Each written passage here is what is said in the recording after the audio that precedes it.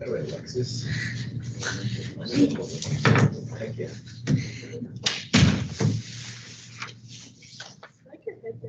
Okay, let's do this.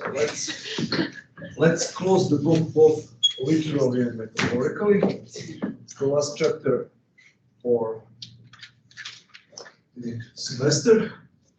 Last part, the second part of the chapter of international finance. The two main subtopics or two main things that we discussed this week, those are the two regimes of international exchange, currency exchange, and how they influence trade flows, how they influence international trade in goods and services, how the exchange rate between different currencies influence international trade. Last time we covered mostly the regime of flexible exchange rates.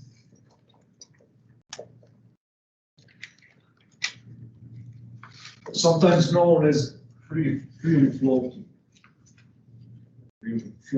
exchange rates.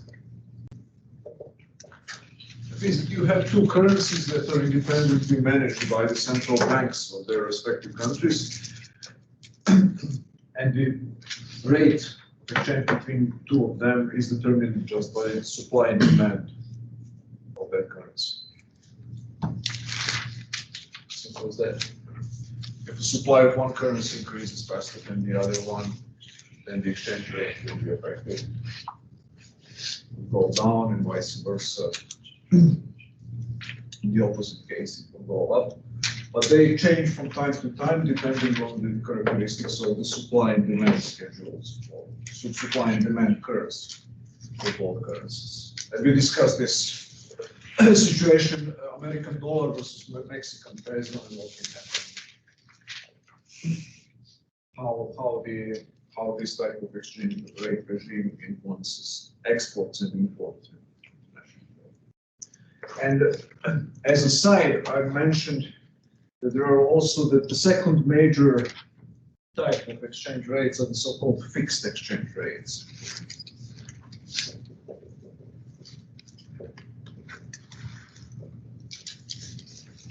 There are two main, let's say, pure form of fixed exchange rates. One of them is the well-known gold standard.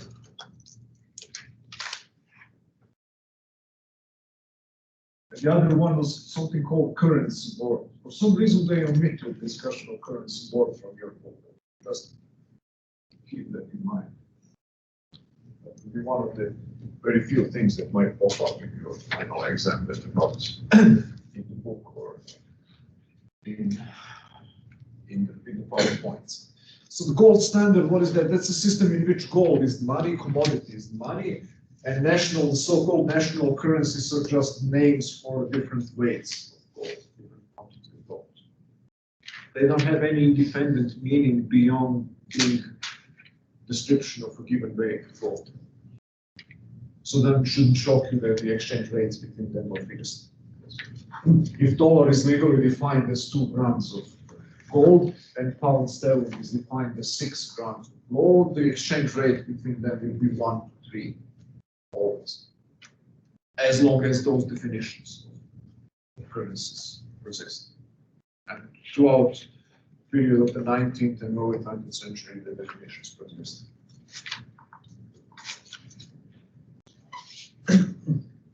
But now, as we know, this doesn't apply anymore. We went on gold standard in a series of steps from between 1930s and eventually 1971, the gold standard was last vestiges of gold standard destroyed.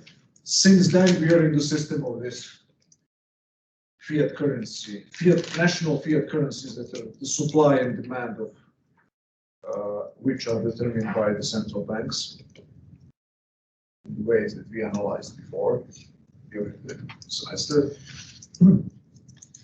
How central banks can increase demand supply. In the gold standard, what determines the supply of money is the quantity of physical gold that is dug out and refined. In the fiat currency, which means currency controlled by the government, the supply is determined by the decisions of the central banks. Currency board is the last pure type of fixed exchange rate that survives, that exists in the modern world. And it works in the following way. You have a country, let's say Bulgaria in Eastern Europe. And this country has a very bad currency, inflationary currency. And the government of that country doesn't believe the domestic central bank to manage currency successfully. And the public opinion is against that. What they decide to do is to say, okay, we are not going to forgo our currency. We're going to retain our domestic monetary unit, lev, let's call it that way, in Bulgaria, but we're going to peg it, we're going to fix its value with regard to some well-established world currency like dollar or euro or pound sterling, typical dollars. So you're going to pass a law and you're going to say, number one, we're going to abolish the central bank, or if you don't abolish it, you're going to say that the central bank doesn't have a right to print additional currency. And number two, we're going to define the value of the domestic currency, for example, let's say 1 to 12 ratio, fixed exchange rate between domestic currency lev and American dollar. And this exchange rate will not change no matter what. So then it's a fixed exchange rate between the Bulgarian currency and American dollar. What determines then the exchange rate between Bulgarian currency thus defined and other currencies, non-dollar currencies, euro, yen, Turkish lira, pound sterling, whatever. It's the price of dollar. Fluctuation is free floating course of dollar, free floating exchange rate of dollar vis-a-vis other currencies will determine the exchange rate between Bulgarian currency and those other currencies. It will follow the dollar because it's fixed to dollar. So essentially the currency board is a system in which one country outsources its monetary policy to another country. So now the American Federal Reserve System is conducting monetary policy for Bulgaria. So their currency is technically independent. It's a Bulgarian currency, but its value is fully determined by the decisions of the American Central Bank. Because it's fixed. Exchange rate in a world in which there are fluctuating currencies. It's a flexible exchange. Currency board was especially popular in the 1980s and 1990s.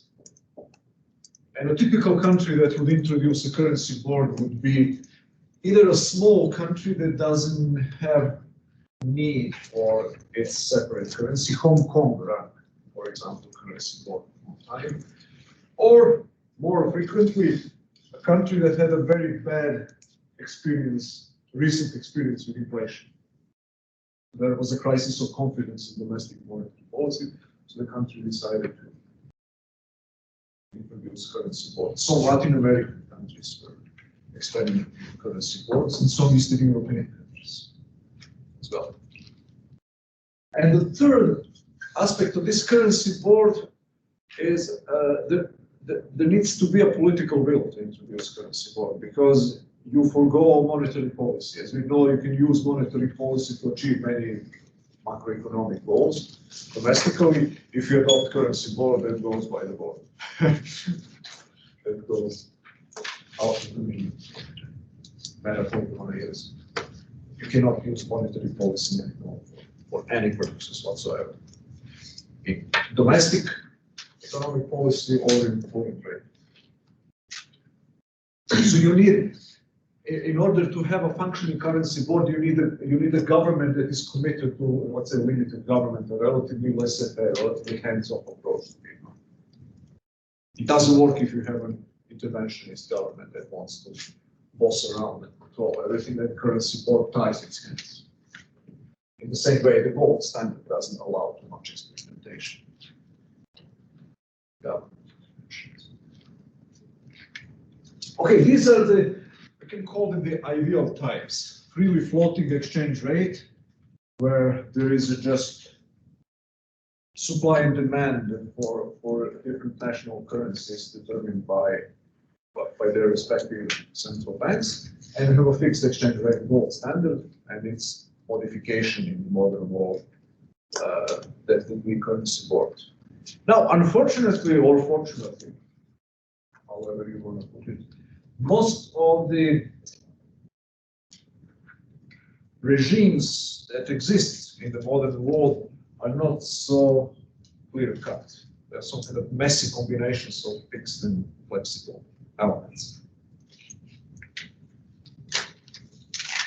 So you have two major currency exchange regimes that prevail in the modern world. One of them was much more popular until 1980s. The other one is the dominant regime right now. So the first one, so you can call this third group the mixed regimes. It's a kind of combination of the two.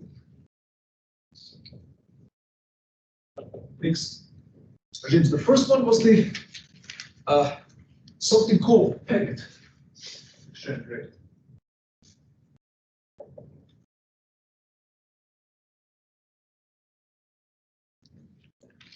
So that's a fixed exchange rate in which one country fixes the value of its currency to another currency. To that extent, it's similar to currency board. Or let's say domestic national bank or the government says we're going to fix the value of domestic currency 1 to 9. I remember it was a long time ago. It was the ex-Yugoslavia, the dying days of the ex-Yugoslavia, 1989, 1990. They decided to peg domestic currency dinar, which was highly inflationary currency, to German mark. Let's say it was going to be 1 to 7 ratio exchange rate for 1 German mark, which was the most solid currency of that time, and Yugoslav dinar, notoriously inflationary currency. You're going to fix it 1 to 7. For 1 German mark, you get 7 dinars. But crucially, the National Bank of Yugoslavia was not abolished. Moreover, its ability to conduct monetary policy and to change its exchange rate was not taken away. In the currency board, you pass a law and you say you cannot change.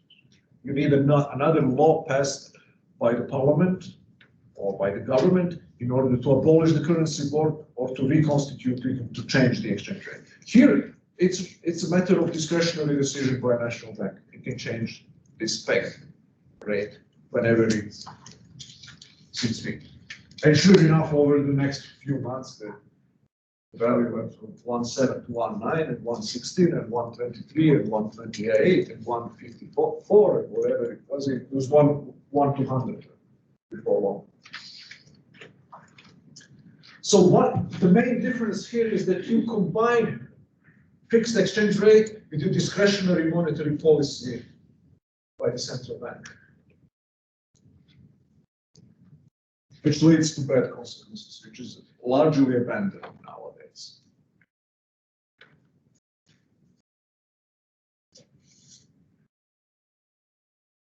So it's mixed in a sense that you have a fixed exchange rate, but you have a discretionary monetary policy. When you look at the pure forms of the exchange rates, flexible exchange rates go with independent monetary policy. And fixed exchange rates go with no independent monetary policy. Gold standard and currency board, you cannot change the exchange rates by fiat, by government fiat, by decisions of the central bank. Here you combine them in a way that doesn't give you good results eventually. You combine this pegged or fixed exchange ratio taken from the fixed regime with independent monetary policy taken from the flexible exchange rate. And this typically ends up with the central bank subsidizing domestic currency, devaluing currency all the time in order to incentivize the export industry, which leads, eventually it ends up in inflation. That's the reason. Historical experience has shown that this system of pegged exchange rate, combining fixed rate plus independent monetary policy, you end up sooner or later in inflation. And a gradual and persistent devaluation of domestic currency, decreasing the value of domestic currency versus the foreign currencies, versus the foreign currencies. The other mixed kind of regime is what prevails in most countries nowadays. I would say even to some degree in the United States. Some other countries more. It's a matter of degree. It's not either or. Some countries, every country practices those things to some degree. Some of them more, some of them less. It's called dirty floating. Dirty floating. Or managed floating. If you want to be nicer, they can call it managed floating. They call it in your book, managed floating. Why dirty floating? For the following reason. In principle, you have the flexible exchange rate regime. So you don't fix beforehand by law or by the decision of monetary authorities, you don't determine a fixed exchange rate. So you allow the market for foreign currency to fluctuate from day to day, in principle. That's the floating part. The dirty part is that you don't allow it to fluctuate freely and to settle at whatever price it wants to settle. You determine the minimum and maximum, and if your currency increases in value too much in your view vis-a-vis other currency, you use dirty tricks, buying and selling the cash currency reserves in order to reduce the value of your currency. You try to manipulate indirectly the value of currency in order for it to have some desired value, desired ratio of domestic versus foreign currency. So it's a floating regime. It's a in principle flexible exchange rate regime, but it's not a pure floating. It's a managed and controlled floating insofar as the central banks intervene in the process to try and limit the degree of fluctuation, especially in the upward direction. When your currency strengthens too much vis-a-vis other currencies, you want to prevent that. And we'll see in a moment why is that the case, why the central banks are so much worried. Not only the central banks, but the governments as well. Public why they're so much worked up about domestic currency strengthening too much.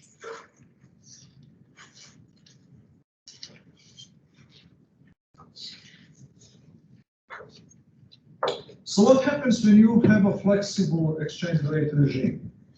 Last time we studied this simple situation in which you have a dollar versus peso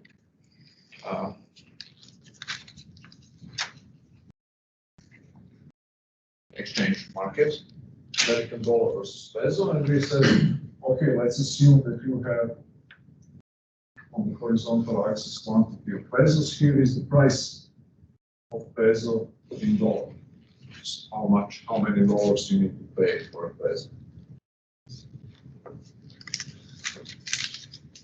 You have the demand curve for peso. This is the dollar for American citizens who want to buy pesos. This is the supply schedule of pesos. This is the Mexican sellers of peso, Mexican citizens who want to sell peso for dollars. They're suppliers of peso. So the equilibrium exchange rate, just like any other rate, is the point where supply equals demand. And let's say that settles its own exchange rate, let's say $10 per peso, per 1 peso, 1 to 10 exchange ratio. And this is the quantity of peso that will be exchanged. Will be sold for Americans. Now, what the governments typically want to do, they want to move this equilibrium. This is free floating situation.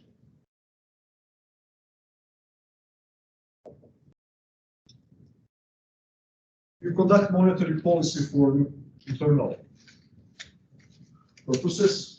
Americans print as many dollars as they want, and the Mexicans print their dollars. There is a supply and demand of dollars and peso. Then there is an exchange rate based on this. There is a demand of Americans for peso, and there is a supply of pesos on the part of Mexicans. So, of course, demand for peso is the supply of dollars, of course, and the supply of dollars is demand for peso, because they're being exchanged. So then, the intersection of these two curves gives you the exchange rate. And now, if governments try to intervene and to say we are not happy with this exchange rate, what is going to happen? If, let's say, the American government says we are not happy about this exchange rate, we think that dollar is overvalued, that the Mexicans are propping up, trying to devalue their currency in various ways. Currency manipulation, you heard about that. For instance, the Americans are accusing Chinese with good reasons that they manipulate their currency, that they artificially want to reduce the value of their currency. So what's going to happen if, for example, American government now tries to devalue dollar? It succeeds in that. First, why would anyone want to do it?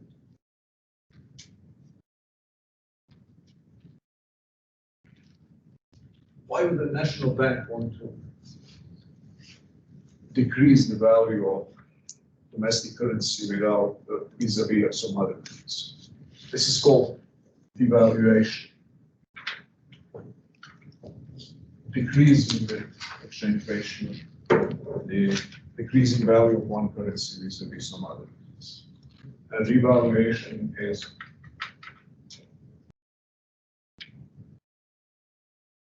an increase when you intervene in order to increase the value, to make your currency appreciate.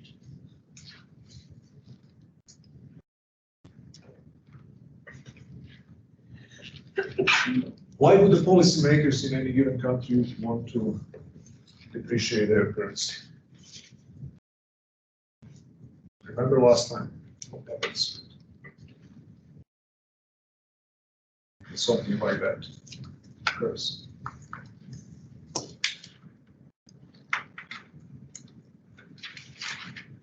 So if dollar appreciates, how will that, if dollar depreciates, if dollar is devalued vis-a-vis peso, how will that affect the exchange rate in dollar and peso? Now it's $10 Is it going to go up or down if the value of dollar vis-a-vis peso goes down? I think if the value of the dollar goes down, the quantity goes up. Is that correct? No, what happens, say, the value of the dollar vis-a-vis peso declines. Dollar is devalued. How will that affect the exchange rate? This is $10 per 1 peso. This is what is going to 0.10 exchange rate. That means for 1 peso you have to pay 10 cents. So if dollar loses value vis-a-vis peso, what's going to happen to this exchange rate, to this dollar? It's going to go up or down? Down. You're buying 1 peso still. If it's less valuable, you need more. A dollar unit is less valuable vis-a-vis peso. You need more dollars to buy the same quantity of peso. See?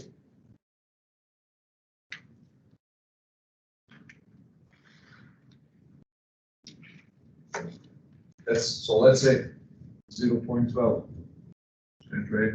The valuation of the dollar will lead to an increase in exchange rate. We need now more dollars to buy the same quantity of pesos. We understand this logic. Why? It seems counterintuitive because we are talking about dollar losing value, but then when you look at the exchange rate, it increases. But it increases because now the dollar unit is less valuable. In order to buy the same quantity of goods, you need the same quantity of pesos, you need more dollars. That's just like with inflation. As the purchasing power of a monetary unit goes down, you need more money to buy the same consumer basket. Think of this as an analogous situation today. Think of pesos as a consumer basket that you're buying, and of dollars as your income. There's no difference whatsoever. So this is, let's say, this is a fixed consumer basket, 1 peso that you want to buy. Now, if the stuff with which you buy is less valuable, you need more debt. Simple as that. So then, if the dollar, so this is something that it doesn't matter for now. We can ignore how exactly technically the central banks do this. Let's assume that they succeed in doing this, that the exchange rate goes up here. How will that affect the international market, export and import between Mexico and the United States? So now you have quantity supplied of pesos is greater than quantity demanded. This is quantity demanded, this is quantity supplied. This one is smaller than this one. This is the surplus of pesos.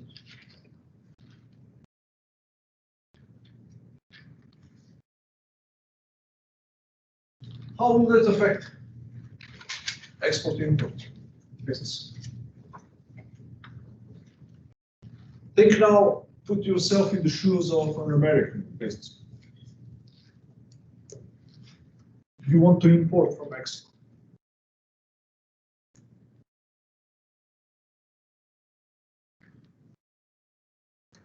Does this help you or makes it more difficult?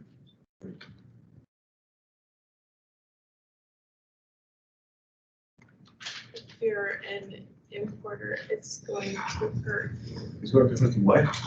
because it's going to cost more Why? because the value increased of the peso. So you are importing stuff from Mexico. You have to buy it in pesos. To buy the same quantity of pesos, you need more dollars than before. You're earning your income in dollars in America. So and it hurts you. It's more difficult for you to maintain a given level of import. So American import from Mexico will go down. What about exports? What about Mexicans? You're a Mexican, you want to import from America. So to buy a fixed dollar, to buy $1, you need now more or less pesos? Less, of course. The exchange rate is now not 1 to 10, but it's 1 to whatever, 9.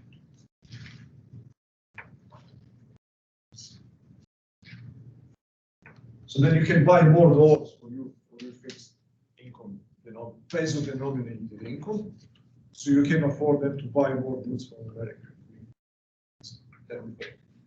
So American goods become relatively cheaper for you. The relative price of American versus Mexican goods changes, so the import from Mexico becomes relatively more expensive, whereas import from America becomes relatively less expensive.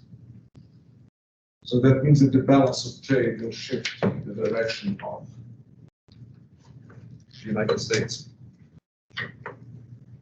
And another aspect here is that domestic buyers will be motivated to buy more domestic goods. That's another thing.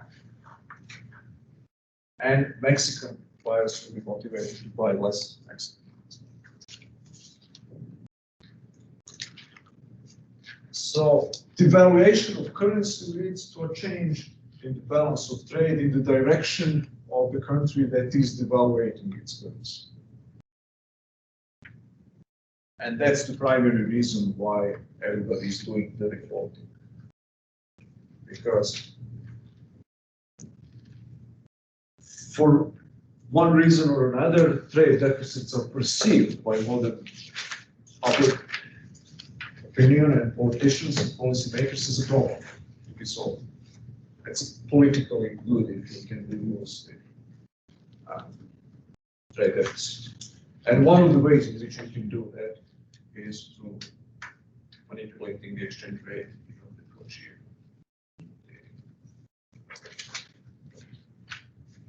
more favorable balance of trade. Now, why is that the case? That's the case because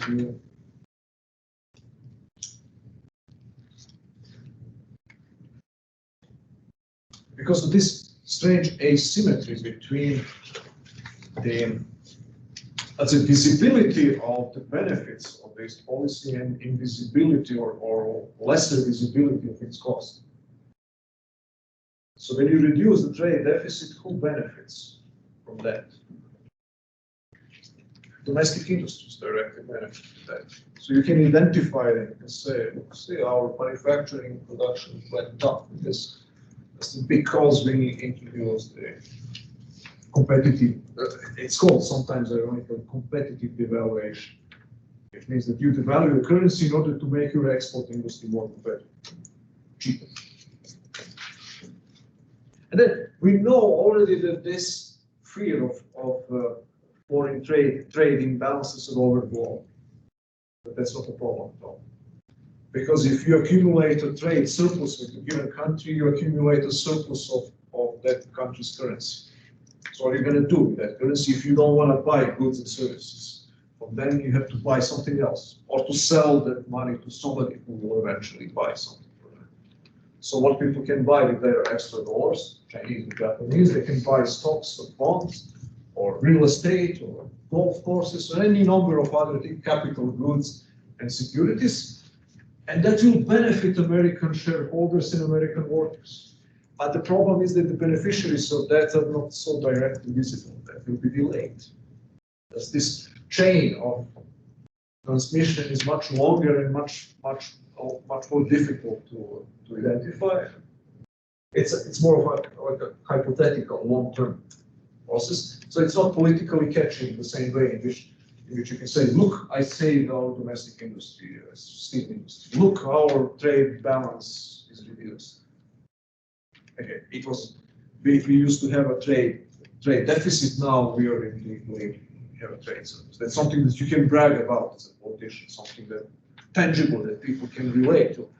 And then if you want to argue, but the cost of that is that you reduced investment. So believe me, if you hadn't reduced the trade deficit, then the foreign investment in our domestic companies would have been higher. And then believe me, in 2 years, we would have had greater production and higher wages here. And people are yawning. Okay. It's a kind of tedious theoretical argument that it's not good for television. That's the reason why it's always better. It's always more politically profitable for you to try and devalue the currency or to do any kind of shenanigans that will help you temporarily increase the exports, because it's good for political propaganda. So the opposite will happen. Imagine for a moment that the American government would want to increase the value of the dollar. So very few countries do that, but some of them do that. Some of them under the pressure. If somebody very powerful says, I'm not gonna print more money in order to devalue my currency, but you will have to increase the value of your currency. You will have to deflate. So let's say that America is in the position of that country. That the value of dollar increases vis-a-vis peso for whatever reason. That will affect the exchange rate, which will be lower right now. Now you will need fewer dollars to buy a single peso than before. Instead of $10 cents to buy a peso, you will need just $8 cents. So how will that affect the trade balance between Mexico and the United States?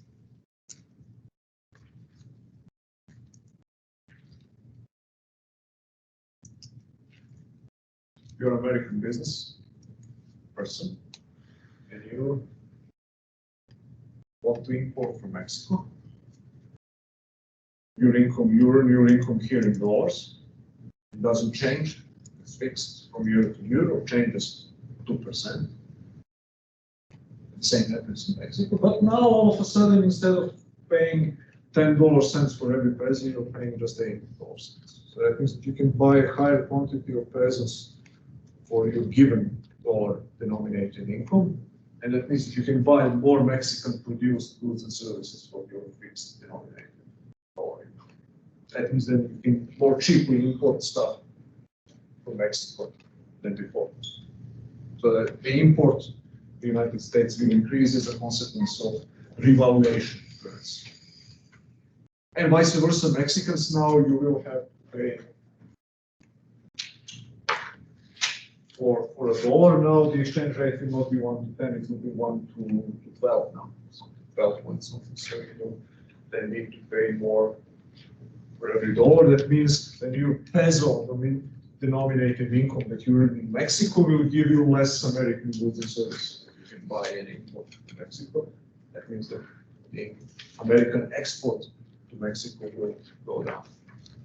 So the opposite happens, the opposite of one. So if you have a trade surplus, then you can decide to revalidate the currency. If you're crazy enough to do something like that, or if you have a so powerful a trading partner that demands to do that or else. Sometimes happens. Those things happen.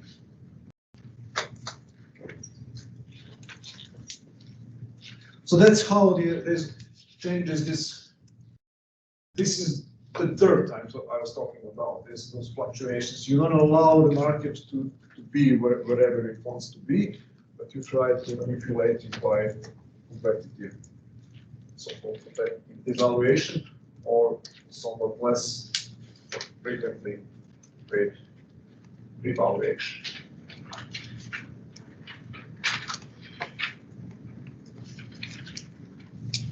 Any questions as well?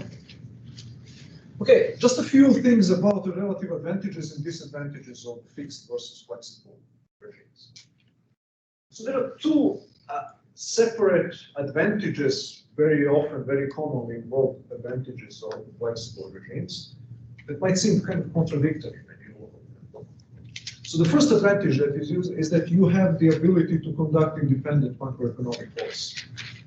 If you have a flexible exchange rate regime, you can run your own monetary policy.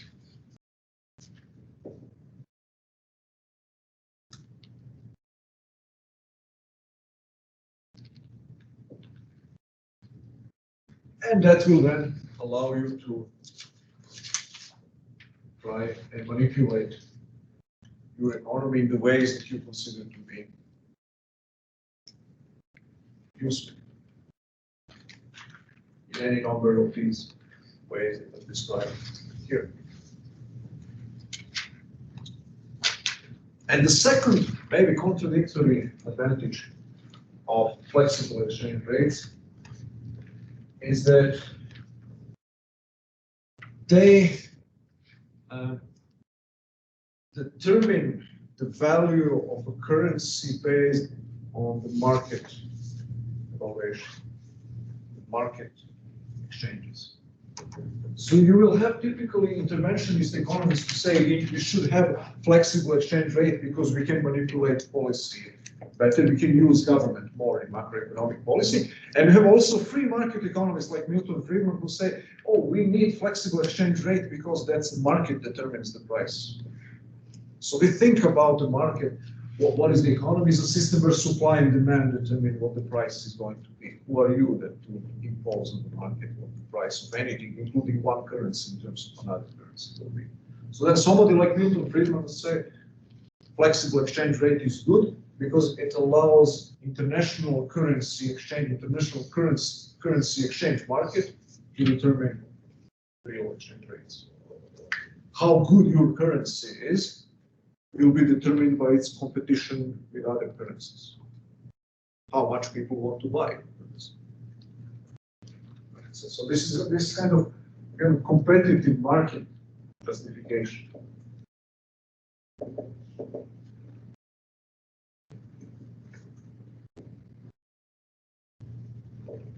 You don't want this pegged regime in which the central bank says 1 to 7 or maybe 1 to 9. It's arbitrary. Some bureaucrat in the central bank sets an arbitrary number for the exchange rate should be. Here the market, whatever it's up to. So these are some advantages that are typically involved.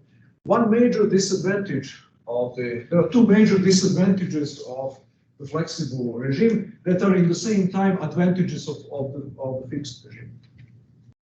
The first one is, so this would be plus, minus, disadvantages. Conversion costs, costs of converting currencies.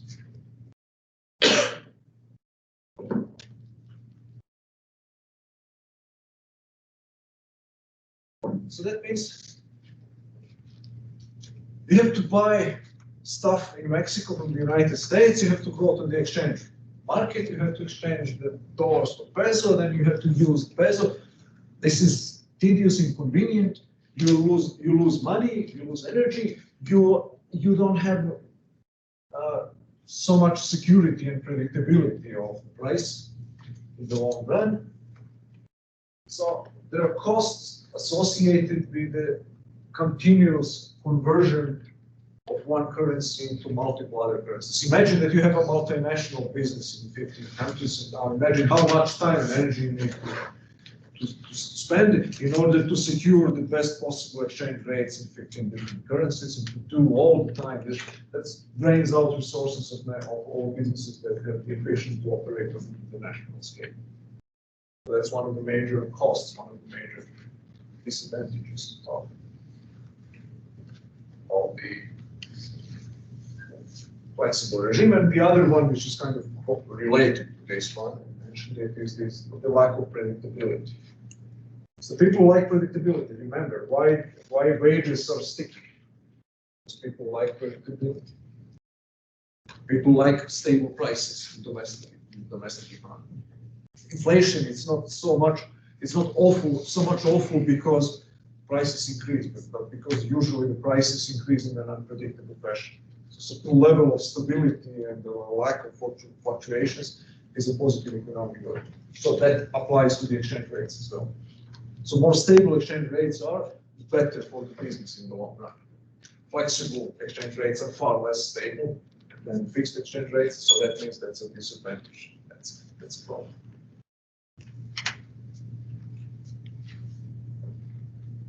So now, who are the main people who are pushing for the changes in the international monetary regimes of business interests? So one of the major, let's say, offshoots of those discussions about flexible versus fixed exchange rates is a theory that appeared in 1980s and in 1990s gained quite a bit of currency among economists. That's the so-called theory of optimal currency area.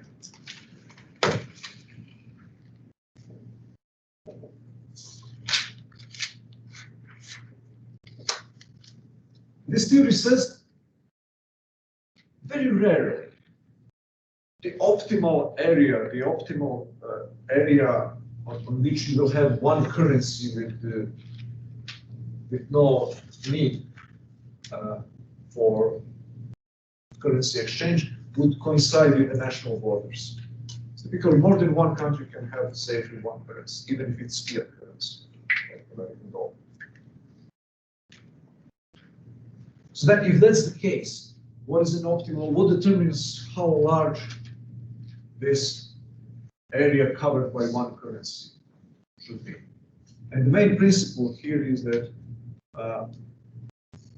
the optimal area currency is defined by the area on which you can have, in principle, a flexible and highly mobile labor force. Very low barriers to people moving from one place to another. So economists analyze, for example, that the United States and Canada would be in the perfect common currency area. There is no economic reasons whatsoever why United States and Canada would function as a one monetary system, one monetary regime. We have a labor force which is similar. We have very low barriers to moving. We have a similar cultures, same language for the most part. compatible economies, comparable levels of productivity, similar economic systems, much more similar than Americans and Canadians like to believe. As one of the things that I was shocked by coming to Canada many years ago, as an Eastern European, is the degree to which Canadians are exaggerating the differences that they have in Americans. All of them completely different from Americans. So, and to my Eastern European eyes, they're different very well. 90% of cultural patterns, not only language, way of living, food, habits, life, it's very similar. It's mutually way more similar than any one of them is similar to any Europeans that I know. But that's, that's called in psychology, like the narcissism of small differences. You have two people who are very similar that tend to overemphasize those small differences that exist between them, to exaggerate. So we do the same thing in Europe. Eastern Europe we have. Serbian, Croatian, Bosnian, Montenegrin languages be one and the same language. The differences in dialects are less smaller than the differences between American English and English, British English. But we call it like 4 different names. And there are linguists in all of those countries trying to prove that those are different languages. Foreign linguists, every German or French or Italian or English linguist will say that's the one and the same language. It's nonsense. No, Croatian, and especially Croatian linguists are very eager to prove that their language is not the same as Serbian language, in the same way that the Canadians are much more eager to prove that they're different from Americans than Americans. It's always the younger partner, younger brother, the weaker guy, the smaller guy who over-exaggerates the differences. So, common currency area is possible if you have this compatibility of economic systems, cultural systems, and especially that if the labor force can move freely between different jurisdictions. European Union was unified in monetary terms based on this theory. And European Union is much less viable as a common currency area than the United States and Canada. Any ideas why? Because the labor market is typically far less flexible, far less flexible than the American. The labor mobility is much lower. Any ideas why? Why is that? What is the main reason?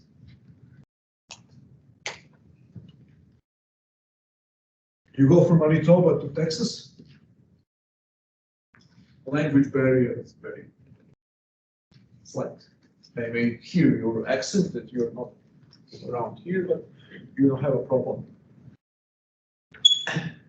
communicating. You move from Serbia to Hungary like 100 miles. It's a non-Indo-European language which is similar to Korean and Japanese than it is to most European languages. You move 100 miles to the north, you go to Czechoslovakia, Czech Republic, and Slovakia is completely different language. 100 miles to the west, it's German, another language. 200 miles to the west, it's Dutch, completely different. To the south is the French or Romance language. So Europe is highly fragmented along the cultural, linguistic, and other lines, and then the labor market flexibility is much lower than in the United States. One mitigating effect here that kind of improves things a little bit is that everybody who is younger than 40 or 45 and has a college degree speaks English in Europe. Everybody, East and West in Europe. You stop everybody on the street in Belgrade, Serbia, which is a poor country. If it's a younger person, it's 90% that she or he will speak English. Maybe not the perfect idiomatic English, but good enough to communicate, to give you all the directions that you need, or to tell you whatever you need. So that then helps overcome this linguistic kind of cacophony in Europe, because everybody is communicating English is a lingua franca in Europe right now. But nevertheless, that doesn't apply to the entire society, to all jobs. Maybe just the upper level jobs like IT, education, business. That works for many other lower paying jobs that That's not the case. If you want to go be a dentist in Germany, you have to learn German. And it's not easy to learn German. Try it again. Very quickly. So, let alone something like Norwegian and Swedish. So, optimal currency area in Europe. One more thing, just okay, we don't have time. There's one more wrinkle, but we don't have time. Okay, any final questions? No. Okay, see you on Friday. We'll do the review of the stuff for the Do you know when the exam will be? Thursday. Thursday.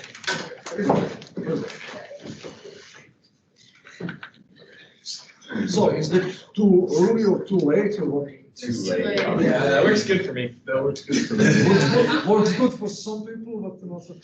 Okay, if I say now it's Monday, then they will be complaining. I do not, no, no. Thank you. They're just uneasy.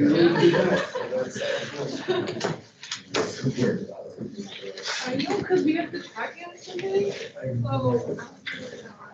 So if the US and Canada are so similar, why don't we share currency?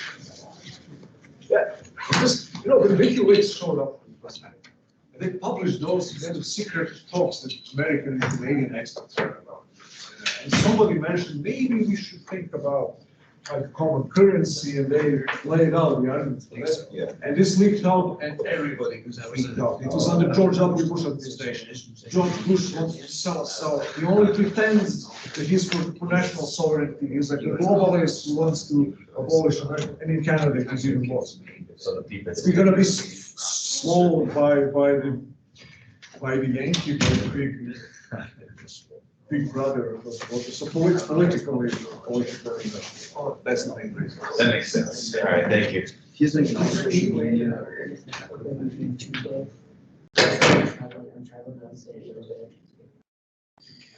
So, You're traveling? because like this would be the last one, I'd have to stay Wednesday, I don't have anything. All my other finals are on Tuesday. You're traveling By car, by car? yeah, it's a 22-hour drive.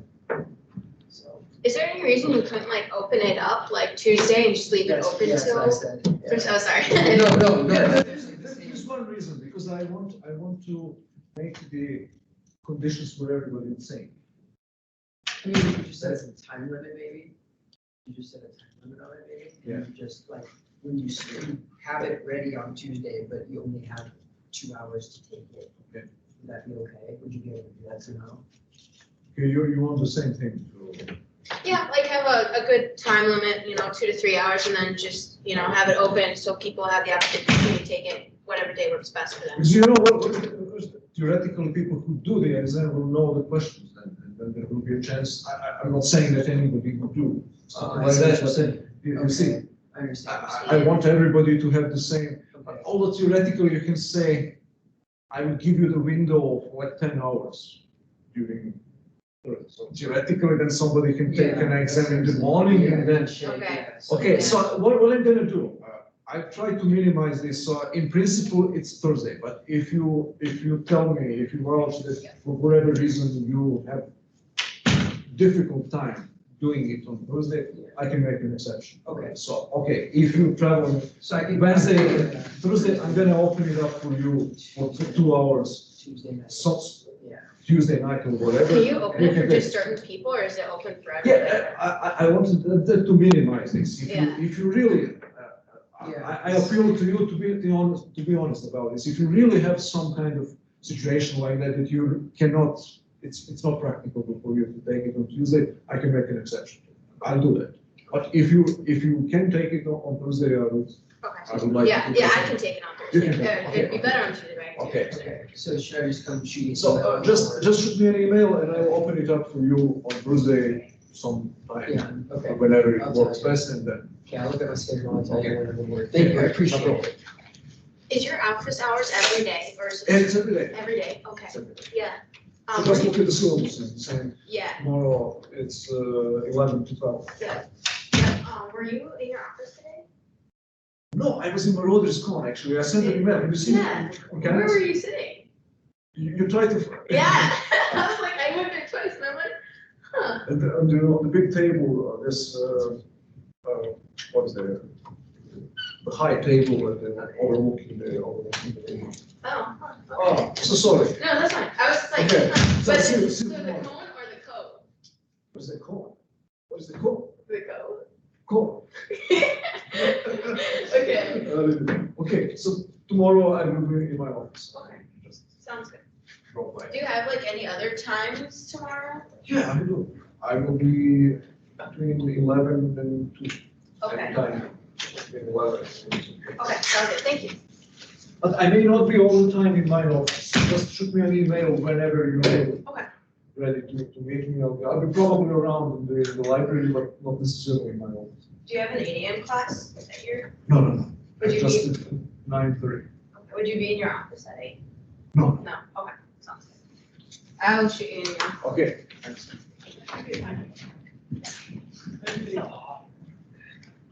Tuesday.